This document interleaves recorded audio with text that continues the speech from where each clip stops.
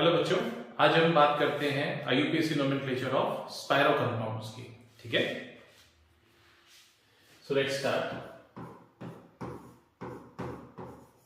IUPAC nomenclature of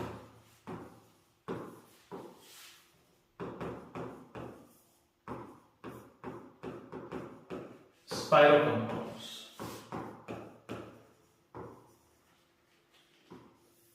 तो देखिए, सबसे पहले तो ये स्पाइरो कंपाउंड्स होते कैसे हैं, कैसे इनको आप आइडेंटिफाई करेंगे वो देखते हैं। तो मैं एक स्पाइरो कंपाउंड आपको बना के बताता हूं। जैसे ये देखिए,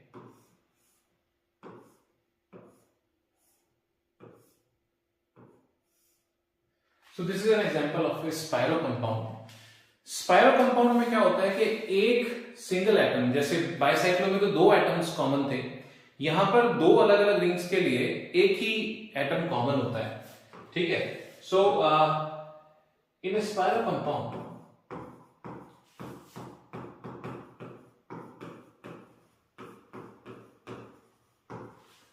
only one carbon atom is common for both cycles। दो साइकिल्स के लिए एक ही कार्बन एटम जो होता है वो कॉमन होता है इसके अंदर। ठीक है, इसको हम बोल देते हैं it is a 4 degree, that is quaternary carbon atom, है ना। इस कार्बन एटम की अगर अपन डिग्री देखें तो ये कार्बन एटम 4 कार्बन एटम से लगा हुआ है, 1 2 3 4। तो this is a quaternary carbon atom, ये वाला कार्बन एटम जो है। अब इसमें नोमेनक्लेचर हम कैसे करते हैं इसको हम समझने की कोशिश करेंगे। ठीक है, तो इसी स्ट्रक्चर को हम आगे लेके चलते हैं। तो देखिए क्या है कि हमारे पास जो स्ट्रक्चर है वो मैंने ऐसा बनाया।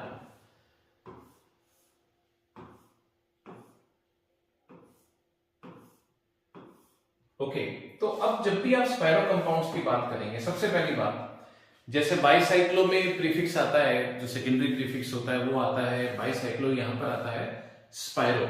ठीक है, आपको वहां पर ब्रिज हेड कार्बन होते हैं, 2 कार्बन कॉमन होते हैं 2 रिंग्स में, यहां पर जो है एक ही कार्बन कॉमन होता है। तो ये इस तरीके से आप डिस्टिंग्विश कर सकते हो। तो स्पाइरो, और स्पाइरो के बाद ब्रैकेट में फिर से जो आपके दोनों तरफ कार्बन के एटम्स हैं जितने जितने, वो आप काउंट करके लिखेंगे। लेकिन यहां पर जो आप लिखेंगे, यहां बाइसाइक्लो से क्या अंतर है, वो ये अंतर है कि जो आप स्मॉलेस्ट से लार्जेस्ट की तरफ लिखेंगे, यहां पर smallest to largest number of carbon atoms की अगर आप बात करेंगे तो छोटे से बड़ा आप लिखेंगे। ठीक है, और क्वाटरनरी कार्बन एटम को छोड़ के वो गिनती आप लिखेंगे। तो जिससे अगर हम बोथ साइड्स अगर हम कंपेयर करें तो यहां पर क्या देखिए, इस तरफ है 1 और 2 कार्बन एटम्स है, इधर है 1 2 3 और 4 कार्बन एटम्स है। ठीक है, तो हम इसको कैसे लिखेंगे, असेंडिंग ऑर्डर में। जबकि बाइसाइक्लो में बड़े से छोटा लिखा था, तो छोटे से बड़ा हम लिखेंगे तो हमारे पास एक तरफ 2 कार्बन एटम्स हैं डॉट, दूसरी तरफ हमारे पास 4 कार्बन एटम्स हैं। इस तरीके से आपके पास आ गए। अब आप टोटल कार्बन एटम्स इसके अंदर काउंट कर लो। ठीक है, टोटल कार्बन एटम्स काउंट करें तो इसके अंदर अगर हम तो कितने आते हैं, देखिए ये 1 2 3 4 5 6 और 7, तो 7 कार्बन एटम्स। तो और इसमें कहीं पर भी आपके पास जो है डबल बॉन्ड नहीं है, तो प्राइमरी सफिक्स आपका क्या बनेगा, एन बनेगा। तो इसका नाम क्या हो जाएगा, हेप्टेन। ठीक है, तो इस तरीके से स्पाइरो 2.4 और हेप्टेन, ये आपके पास इसका जो है IUPAC नेम बन गया। ये सिंपलेस्ट एग्जांपल जैसे आपके पास हो गया। ठीक है, तो एक स्ट्रक्चर मैं आपको देता हूं, आप मुझे बताइएगा, नेक्स्ट हम बात करते हैं। ठीक है, तो देखिए क्या है, जैसे मान लीजिए हमारा स्ट्रक्चर बनता है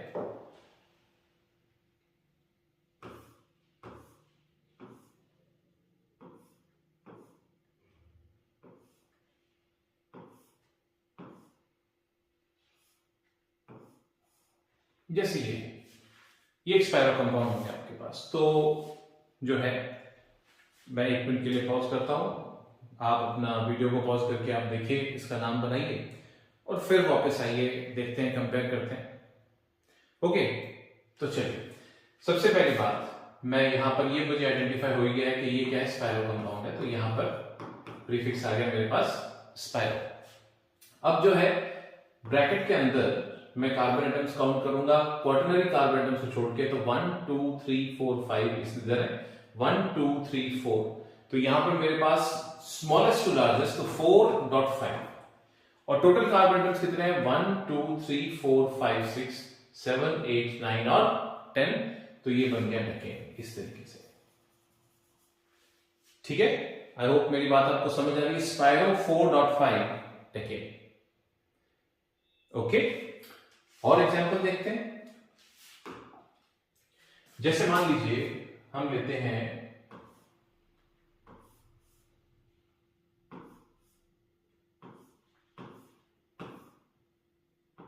इस तरीके से।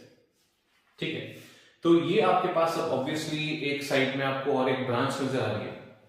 तो अब इसमें क्या होता है कि आपने जो नंबरिंग करनी है, जो आपके पास 4 कार्बन एटम्स है नंबर 1 वाले जो क्वार्टरनरी कार्बन एटम्स लेके हैं, this is the 4 degree carbon atom, तो ये भी आपका नंबर 1 हो सकता है, ये भी और ये भी 4 कार्बन एटम्स है। लेकिन अगेन इररिस्पेक्टिव ऑफ के कौन सा ग्रुप किसी रिंग के ऊपर लगा हुआ है, हमें जो नंबरिंग शुरू करनी है यहां पर भी पहले स्मॉलेस्ट रिंग से लेते हुए फिर लार्जेस्ट की तरफ जाना है।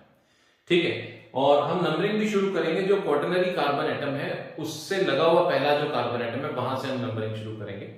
तो ऑब्वियसली यहां पर अगर मैं बात करूं तो मैं ये कह सकता हूं कि ये वाले दोनों अभी मैं इन दोनों को नहीं लूंगा, क्योंकि यहां पर जो है मुझे काउंटिंग जो है छोटे रिंग से ही शुरू करनी है, क्योंकि क्लियरली मुझे दिख ही रहा है यहां पर कि क्या है, ये स्पाइरो है और स्पाइरो के बाद अगर मैं ब्रैकेट के अंदर एटम्स लिखता हूं तो कितने कितने आते हैं इसके अंदर वो देखिए आप। तो 1 2 3 4 एंड 1 एंड 2, तो यहां पर 2.4 आएगा मेरे पास।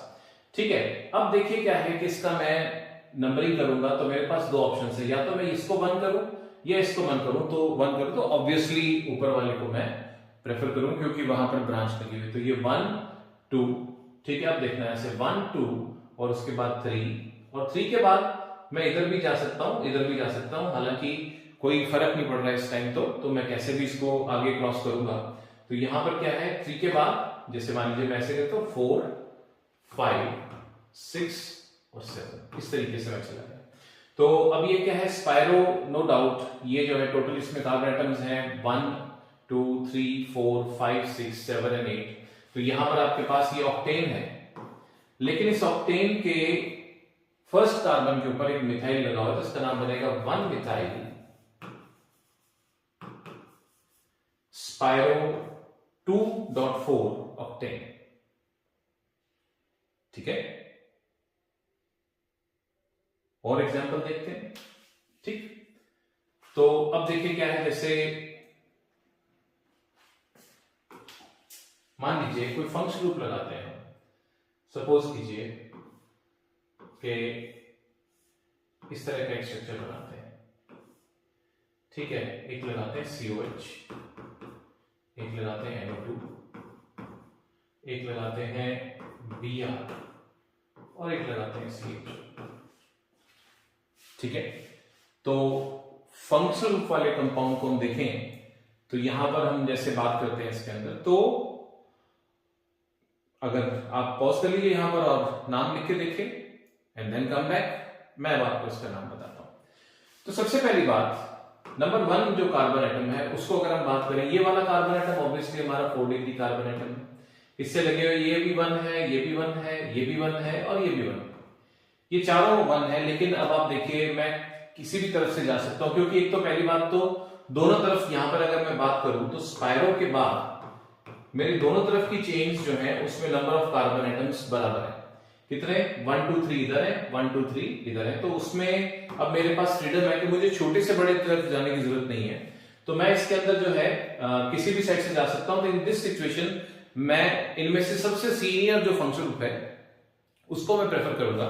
तो यहां पर अगर आप देखोगे तो ये कार्बोक्सिलिक एसिड जो है वो इसमें सीनियर मोस्ट है। तो मैं नंबरिंग ऑब्वियसली यहां से शुरू करता हूं। तो देखिए मेरी नंबरिंग क्या बनती है, ये आया 1, फिर उसके बाद 2 3 और ये 4। ठीक है, अब इस 4 के बाद फिर मुझे डिसीजन लेना है मैं किधर जाऊं, इधर जाऊं या किधर जाऊं, किस तरफ जाऊं मैं, 5 किसको दूं। तब आप यहां पर बात ध्यान से समझिएगा। आपके दिमाग में आ सकता है कि यार ये एल्डिहाइड है, ये सीनियर है, वो हेलोजन है, जूनियर है, तो मैं इसको जो है यहां से मैं इस तरीके से चलूं, लेकिन नहीं। जब आपके पास n नंबर ऑफ, अगर आपके पास पॉलीफंक्शनल कंपाउंड होता है तो उसमें सीनियर एक ही होता है, बाकी फिर उसके बाद सबकी हैसियत एक जैसी होती है और जूनियर ही होते हैं। तो यहां पर अब क्या है कि ब्रोमो या आपका जैसे ये कीटो, ये जो आपका फॉर्माइल है, दोनों की जो है हैसियत अगर आप बात करें बिल्कुल एक जैसी है। तो अब आपको सिर्फ अल्फाबेटिकली इसको कंपेयर करना है, ना कि आपको इसको सीनियरिटी के साथ देखना है, क्योंकि सीनियर मोस्ट तो हमारे पास एक कार्बोक्सिलिक एसिड है।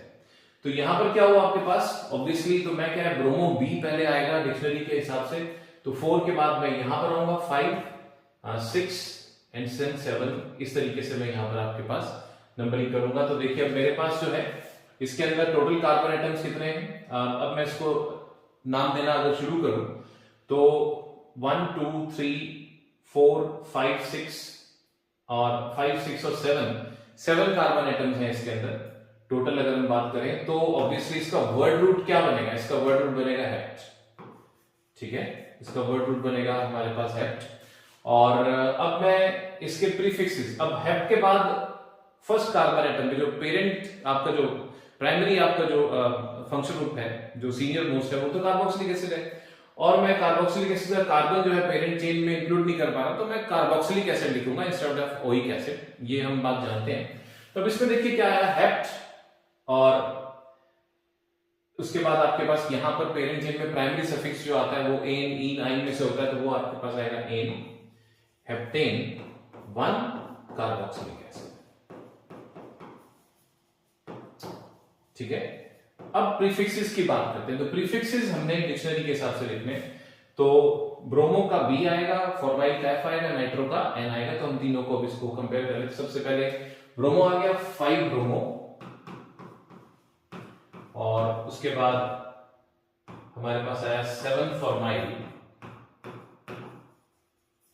और फिर हमारे पास आया 3 पर जो है नाइट्रो, एंड देन स्पायरो, और उसके बाद 3.3 हेप्टेन 1 कार्बोक्सिलिक एसिड, ठीक है। तो एक लास्ट ट्राई आउट करते हैं, ठीक है। तो देखिए क्या है, जैसे मान लीजिए आपके पास ऐसे है,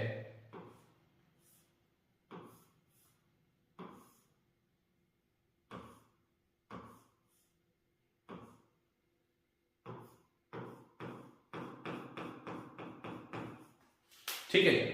तो चलिए मैं आपको टाइम देता हूं जरा सा, आप पॉज कर लीजिए यहां पर और अपना नाम इसका फ्रेम कीजिए, then come back and compare, अपना देखिए आप सही करते हैं गलत, ठीक।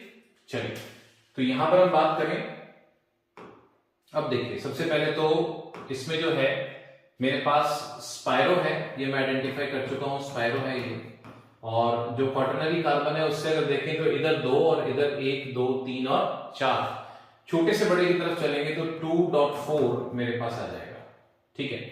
अब इसमें टोटल कार्बन एटम्स कितने हैं, 1 2 3 4 5 6 7, ठीक है। तो यहां पर ये हेप्ट है मेरे पास, इसका वर्ड रूट क्या बनेगा, हेप्ट।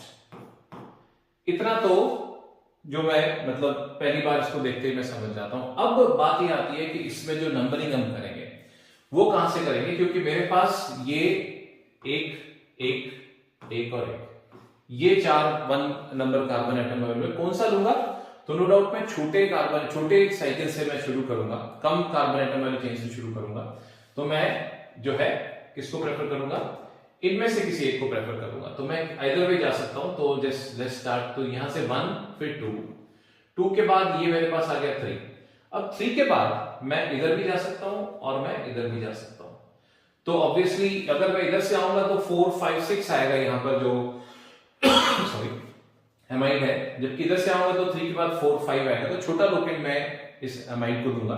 तो ऑब्वियसली मैं जो है यहां पर ऐसे चलूंगा 3 4 5 6 एंड 7 इस तरीके से। और अब देखिए यहां पर जो है इसमें क्या क्या चीजें हैं, स्पायरो है, कोई इसमें प्रीफिक्स नहीं है, लेकिन जो आपका प्राइमरी जो आपका सफिक्स आता है, जो एन ईन या आइन जो होते हैं, उसमें से यहां पर आपकी बार, क्योंकि यहाँ डबल बॉन्ड है तो यहां पर प्राइमरी सफिक्स बदल के ईन आ जाएगा, उसका लोकेट बनेगा 1, तो हेप्ट 1 ईन और उसके बाद ये जो आपका 5th कार्बन एटम पे एमाइड है, लेकिन क्योंकि इस कार्बन को आप इंक्लूड नहीं कर पा रहे हैं पेरेंट चेन के अंदर, तो इसको आप कार्बेमाइड बोलते हैं। तो हेप्ट 1ene एंड 5 कार्बेमाइड।